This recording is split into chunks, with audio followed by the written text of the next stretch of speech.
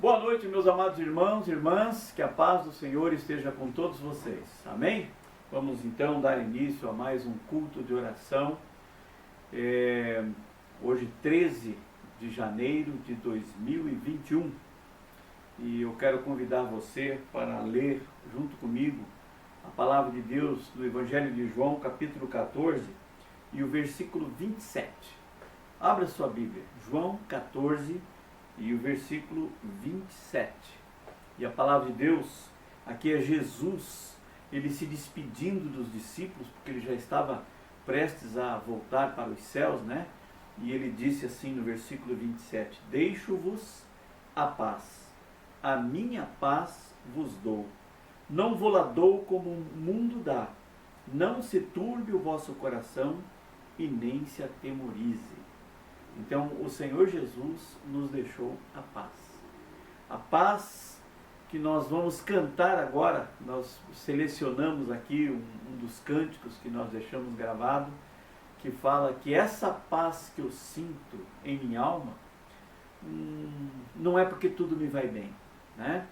Mas é porque o Senhor Jesus nos deixou essa paz. Então vamos agora, vamos orar, e em seguida vamos louvar ao Senhor com o nosso grupo de louvor. Pai querido, nós queremos louvar a Ti mais uma vez e render graças ao Senhor e entregar ao Teu trono, Deus, o nosso culto de louvor, o nosso culto de oração, de adoração ao Senhor. Colocar diante do Senhor as nossas necessidades, mas também os nossos agradecimentos por tudo que o Senhor tem feito em nosso meio, em nossas vidas. Louvamos a Ti, ó Pai, e pedimos, fala conosco também através da mensagem que será trazida através do Seu servo, Pastor Roberto. Nós assim louvamos e glorificamos o Teu santo e precioso nome. Amém, meus irmãos? Vamos então ao nosso tempo de louvor, em seguida nós voltamos para o nosso momento de oração.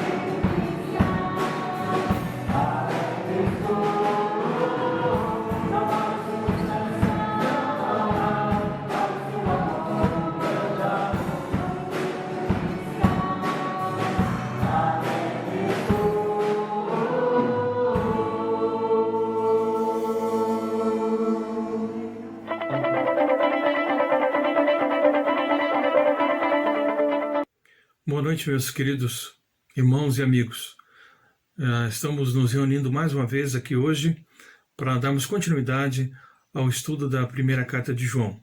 Hoje vamos ler então 1 João capítulo 3, versículos de 1 a 6. Peguem suas Bíblias então e vamos ler esse texto e depois vamos tirar as lições que nós temos no mesmo. Diz assim o versículo 1.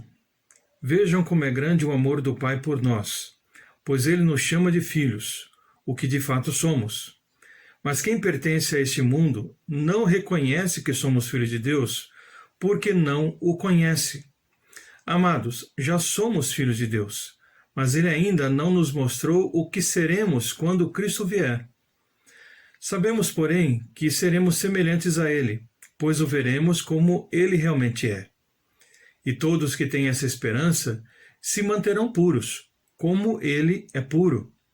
Quem vive no pecado transgride a lei, pois todo pecado é contrário à lei.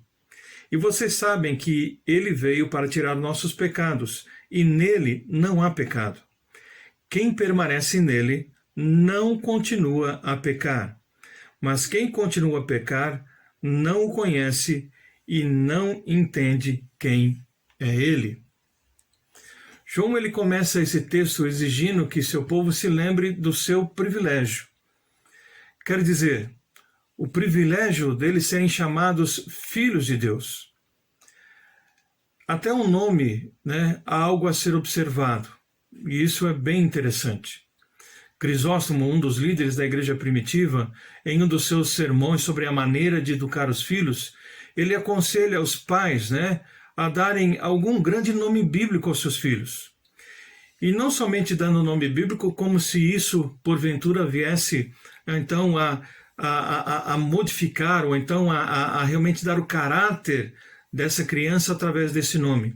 Mas repetir reiteradamente a história do portador original desse nome, proporcionando assim uma norma de vida para seguir, uma inspiração para quando essa criança chegar, então, à vida madura, chegar a ser adulto, chegar à maturidade.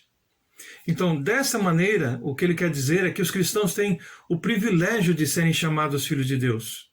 Então, que utilizem desse nome e estudem e se envolvam com a palavra de Deus para realmente viverem de acordo com esse nome, filhos de Deus. Então, nós precisamos levar o nome da família de Deus como algo muito sério, como algo muito importante, como um privilégio muito grande para cada um de nós. É algo que deve manter os nossos passos diante do caminho reto e nos ajudar a ascender e a crescer cada dia mais na vida cristã. Mas como lembra João, não somos meramente chamados de filhos de Deus. Nós realmente somos filhos de Deus. Não apenas temos um nome, mas também temos a realidade.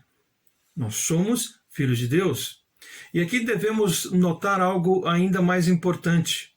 O chegar a ser filho de Deus é um dom de Deus.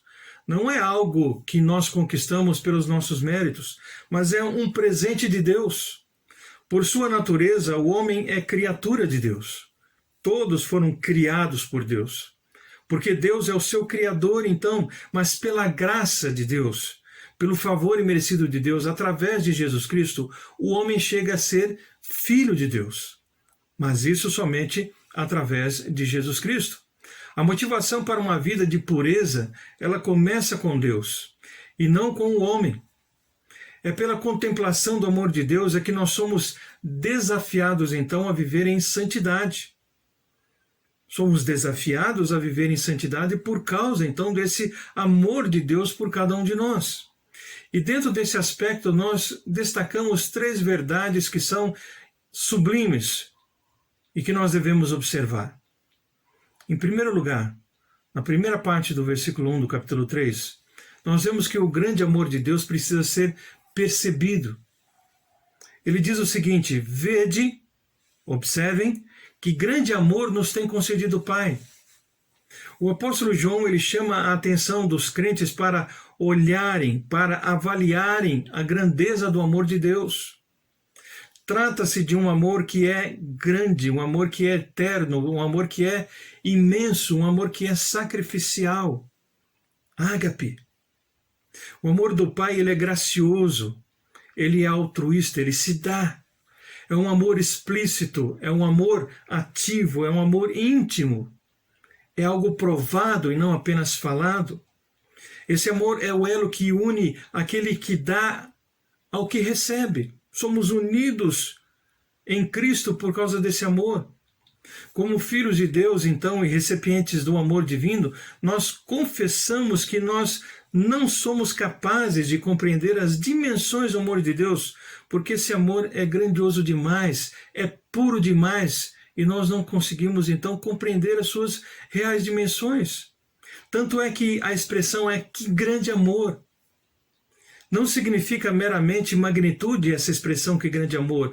Ela aponta essa expressão para a peculiaridade, a singularidade desse amor. Deus nos amou, diz a palavra de Deus em Romanos, sendo nós o quê? Ainda pecadores. Então, essa expressão é uma exclamação genuína de espanto, de perplexidade, misturada justamente com grande gratidão. Ficamos espantados, que grande amor é esse? Mas ficamos gratos porque fomos objetos, então, desse grande amor de Deus. Em segundo lugar, vemos que o amor de Deus, ele pode ser visto porque realmente ele foi demonstrado para conosco. João destaca 3 fatos aqui no texto a respeito dessa prova. Nós somos filhos de Deus de 3 formas distintas. Nós somos filhos de Deus por criação, somos filhos de Deus por adoção e somos filhos de Deus por geração. Deus, ele nos criou, Deus nos adotou e Deus nos gerou de novo. Então, olhando para o passado, nós vemos, por exemplo, a bênção da filiação. Na segunda parte do versículo 1, nós temos lá dito o seguinte: a ponto de sermos chamados filhos de Deus. E, de fato, somos filhos de Deus. Por essa razão, o mundo não nos conhece, porquanto não conhece a Ele mesmo, ou seja, a Deus. Então, João recorda os privilégios da vida cristã e diz que, sendo nós pecadores, sendo nós inimigos de Deus, sendo filhos da ira, nós agora somos chamados de filhos de Deus. Todas aquelas situações, expressões negativas foram retiradas e agora somos chamados de filhos de Deus. Somos conhecidos no céu, mas diz o texto bíblico que somos desconhecidos na terra. Nós somos amados por Deus, mas nós somos odiados pelo mundo. E por quê? Porque o mundo não conhece a Deus, não conheceu Deus, rejeita Deus, e também eles rejeitam e não conhecem os filhos de Deus. Somos filhos de Deus, então, em primeiro lugar, por causa da adoção. Fomos adotados como filhos de Deus. A adoção nos mostra a grandeza da graça de Deus, nos mostra a glória da esperança que nós temos em Deus. E essa esperança não é algo que é possível de acontecer, mas é uma certeza dada pela palavra. E vemos que essa adoção também é o motivo da nossa santificação, de estarmos então a cada dia sendo mais semelhantes ao Pai, sendo santos porque Ele é santo. Então, o único caminho para entrar numa família é pelo nascimento ou pela adoção. Não existe outra maneira. Só podemos então entrar numa família pelo nascimento ou pela adoção. E aqui há algo interessante de ser também observado. A adoção, ela era muito conhecida no Império Romano. A pessoa adotada, ela perdia direitos na antiga família e ganhava novos direitos, os direitos de um filho, na nova família, na família onde ele foi adotado. O filho adotado tornava-se herdeiro de todos os bens do seu novo pai. O filho adotado tornava-se, portanto, legalmente filho e herdeiro de tudo que o seu novo pai obtinha ou tinha. Então, as dívidas todas eram canceladas. Legalmente, a antiga vida do adotado ficava totalmente cancelada, apagada. As dívidas eram todas canceladas. O filho adotado era considerado uma nova pessoa. Aos olhos da lei, a lei romana, a pessoa adotada era literalmente filha do novo pai, e com todos os privilégios desta nova família, não havendo nada em que lhe fosse recusado. E a dívida, como falamos, totalmente cancelada. Não é isso que nós vimos na palavra de Deus a respeito de Cristo, que cancelou a nossa dívida na cruz? Que fomos adotados como seus filhos, ou como seu filho?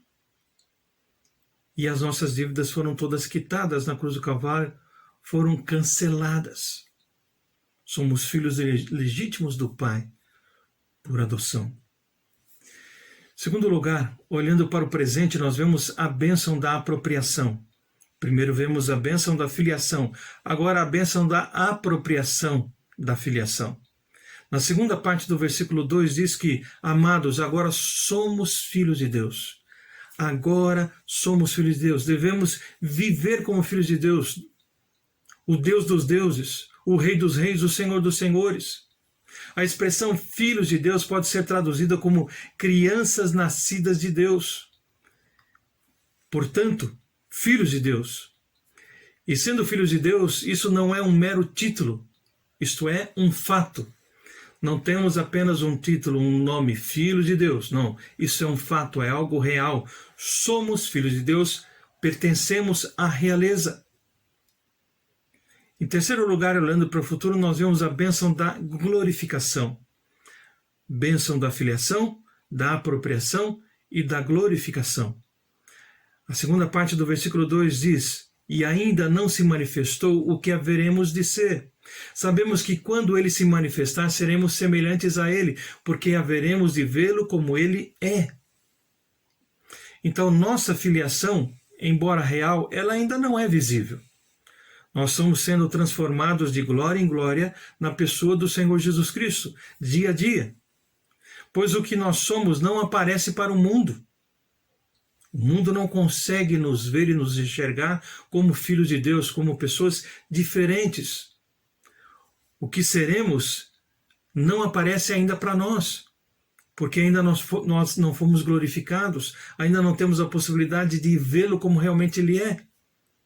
Então a ordem dos eventos dentro do contexto bíblico ela é bem clara. Primeiro, ele aparecerá. Depois o veremos como ele é. E finalmente seremos semelhantes a ele. Então essas coisas estão reservadas para o futuro. E cremos que um futuro breve. Onde então ele aparecerá, voltará para nos buscar. Nós então veremos como realmente ele é, veremos face a face. E aí finalmente seremos semelhantes a ele, porque então teremos corpos glorificados. Versículo 4. Quem vive no pecado transgride a lei, pois todo pecado é contrário à lei de Deus. Então, pecado, amados, é transgressão da lei. Seja ao fazer aquilo que ela proíbe, ou seja ao deixar de fazer aquilo que ela manda. Portanto, o crime do pecador é essencialmente a transgressão da lei de Deus. E ele transgride essa lei de Deus pela desobediência, pelo descaso, pelo desprezo, pela indiferença para com a lei de Deus, para com a palavra de Deus. Todo pecado, portanto, é pecado contra Deus, porque é transgressão contra a sua lei, as suas normas. É uma rebelião contra a sua vontade. Então nós não devemos nos rebelar contra a vontade de Deus, porque isso é pecado. É rebelião contra a lei de Deus e contra o próprio Deus. No versículo 5, ele diz ainda o seguinte: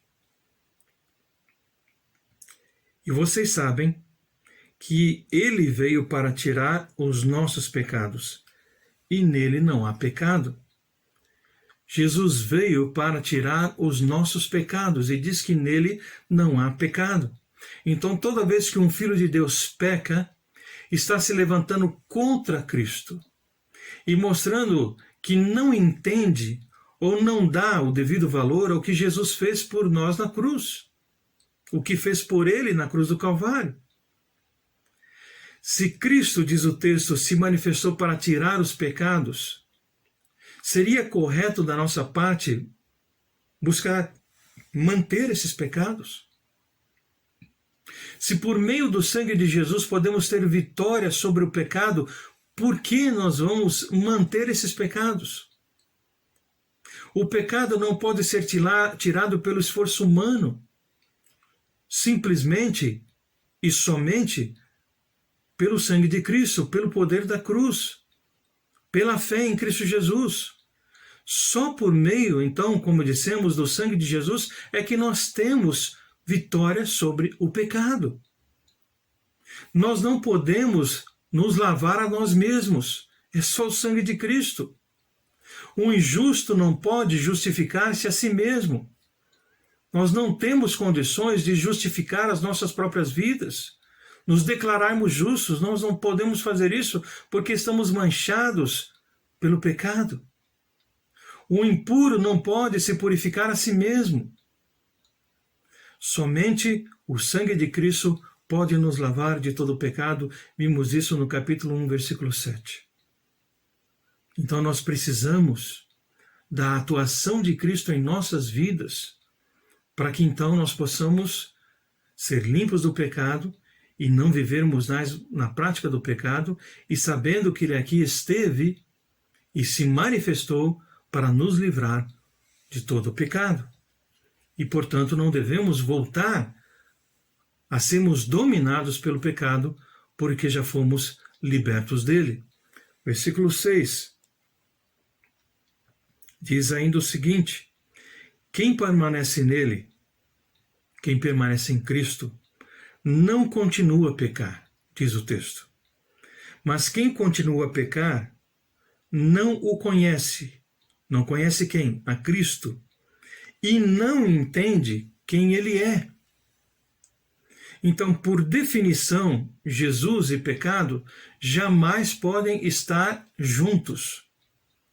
Disso resulta obrigatoriamente o fato de que todo aquele que permanece nele não vive pecando, como nós vimos no texto.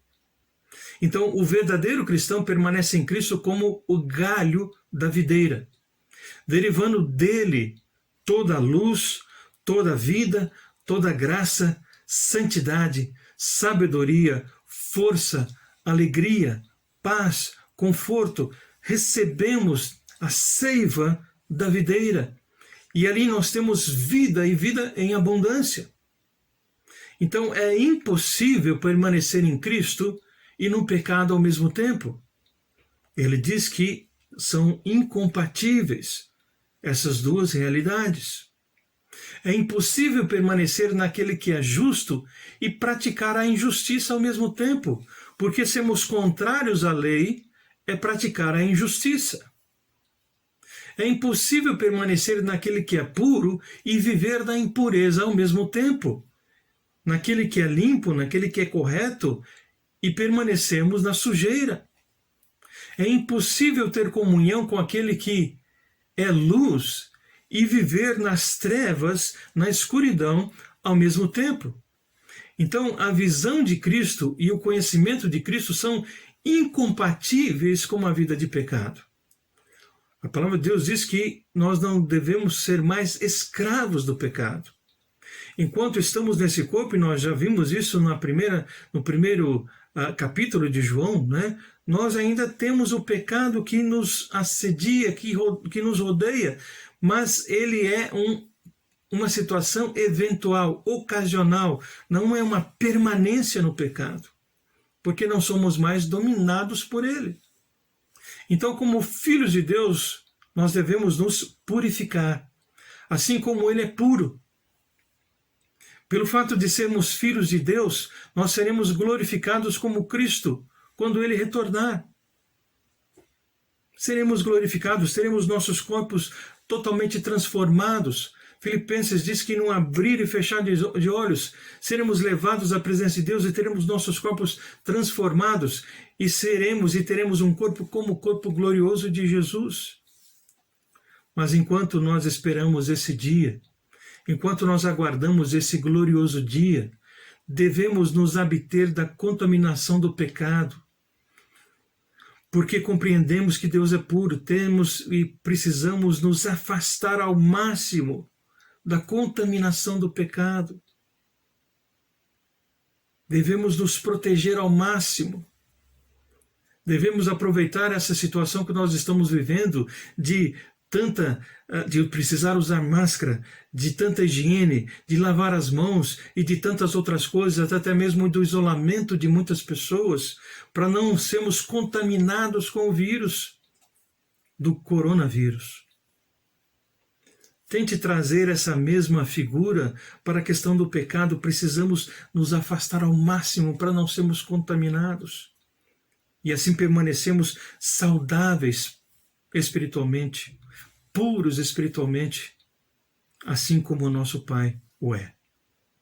Até porque Hebreus capítulo 12, versículo 14 diz o seguinte, para encerrarmos nessa oportunidade: esforcem-se para viver em paz com todos os homens e procurem ter uma vida santa.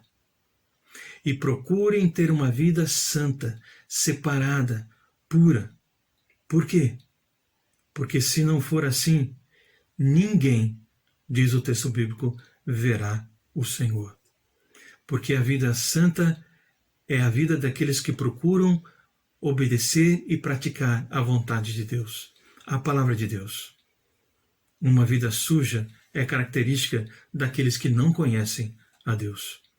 Portanto, se nós conhecemos a Deus, devemos nos esforçar para viver a cada dia uma vida de santidade, uma vida de pureza, para assim podermos exaltar o nome de Deus, para manifestarmos que realmente Ele é santo, Ele é puro, para darmos um bom testemunho no meio em que nós vivemos.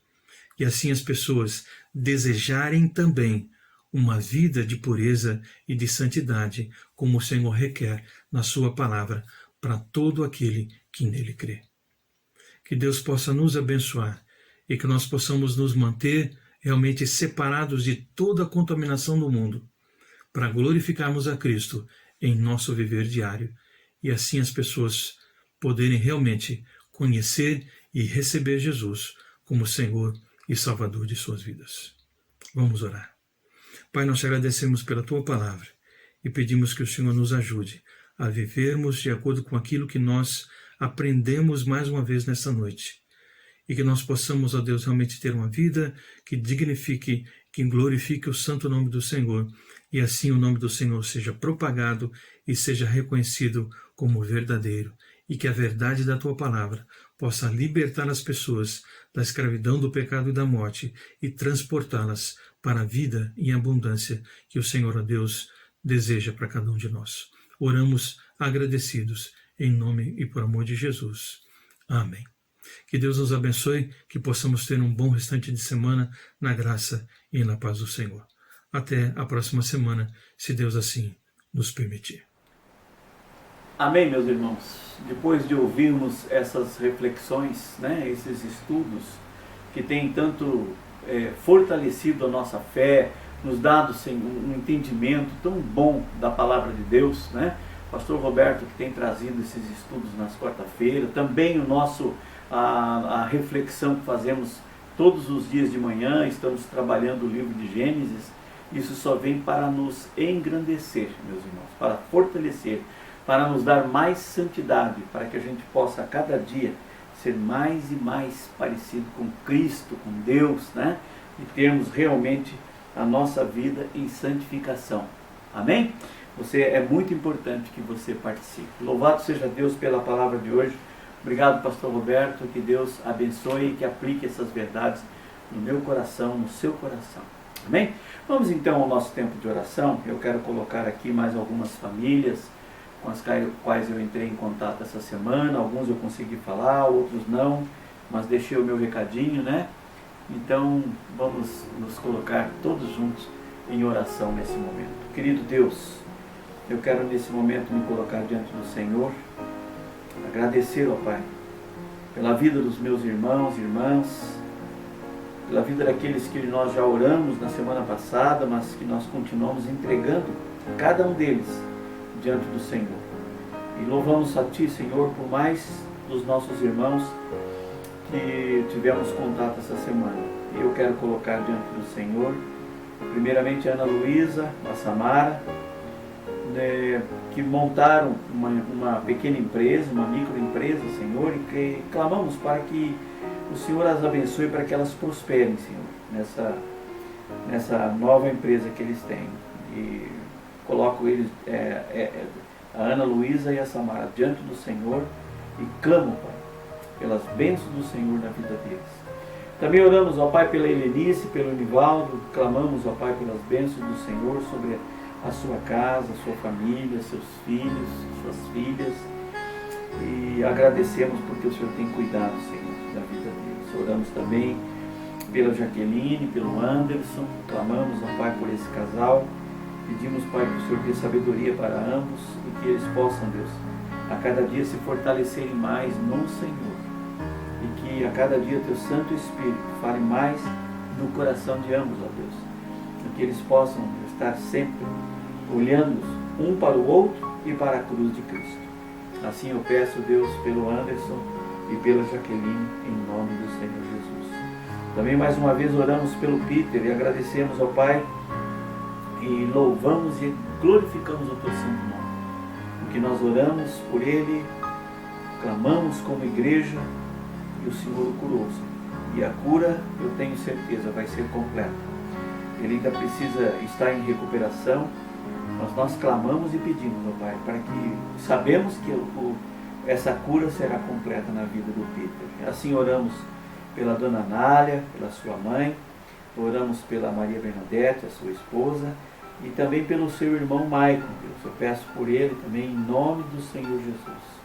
Deus, eu oro pela Mari e pela Emily, agradeço pela vida dessas duas, ó Pai, pela mãe, pela filha, pelo cuidado que o Senhor também tem tido com a Mari e com a Emily. Agradeço, Pai, que o Senhor não deixe elas enfraquecerem na fé, mas que se fortaleça, Pai, em nome de Jesus. Eu sei que nesses tempos, ó Deus, em que nós não podemos ter o nosso culto presencial, muitos estão com seu coração um pouco frios, mas nós oramos aqui, pedimos, Pai, para que Teu Santo Espírito aqueça a chama no coração de cada um desses irmãos, para que eles sintam o desejo de estarem tão logo que possamos reunidos novamente lá no templo para louvar e glorificar o Teu santo nome, Deus. Assim como eu oro pela Terezinha, pelo seu esposo, pelos seus filhos, agradeço pela recuperação do Valdenir, ó Deus, e peço, Pai, em nome de Jesus, para que ele também fique firme e forte para Te louvar e glorificar o Teu santo nome. Pai querido, nós oramos pela Fran, pelo Lucas, pela Márcia, pela Vânia, pelo Márcio, pela Cris, pelo Marcelinho, pelo Natan, por todos eles, ó Pai, que compõem o nosso grupo de louvor, que eles continuem firmes, nos ajudando, prestando culto ao Senhor, fazendo a Tua obra, Deus. Eu peço em nome de Jesus, que Teu Santo Espírito continue falando no coração de cada um deles, e que eles possam, Deus, ser fortalecidos sempre. Não deixe que o desânimo venha tomar conta, Senhor. Também coloco o Rafael, a Tati, todas as pessoas que estão envolvidas com a divulgação dos cultos, com o trabalho que a igreja precisa continuar fazendo, Deus. Eu oro por todos eles e eu peço, Deus, no santo, no precioso nome do Senhor Jesus. Deus, eu oro pela Andréia e pelas suas filhas, Deus, e peço, Pai, que o Senhor abençoe a vida da Andréia, das suas filhas, a Andréia que trabalha ali no Clube Mercês, que o Senhor esteja abençoando ela com a dificuldade que ela está tendo, já que ela trabalha com eventos, mas a dificuldade que ela está tendo, Deus, agora com essa pandemia. Que o Senhor abençoe, Senhor, abra as portas e que ela possa suprir as suas necessidades, eu peço em nome do Senhor Jesus. Também oro, Deus, pela casa do Alceu e da Edna.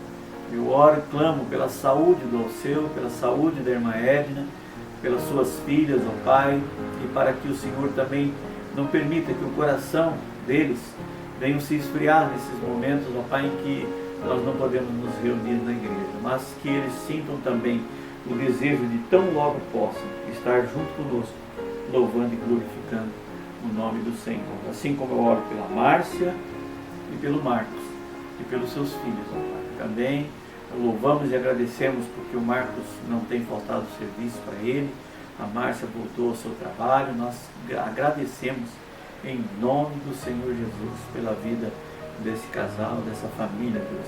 E clamamos também por eles, em nome de Jesus. Também eu oro pela Maria, Senhor. E eu agradeço pela vida da Maria, nossa irmã, que há tantos anos congrega conosco.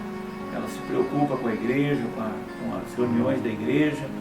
Ela tem se mostrado, Senhor, bastante preocupada, orando, clamando para que essa pandemia acabe. Assim como eu coloco ela, o seu filho Mário, a sua nora Andréia, suas netinhas, suas filhas, seus genros. Nós oramos por toda a família da Maria. Eu clamo, Pai, e peço para que também não falte trabalho para nossa irmã, para que ela possa continuar trabalhando e honrando os seus compromissos.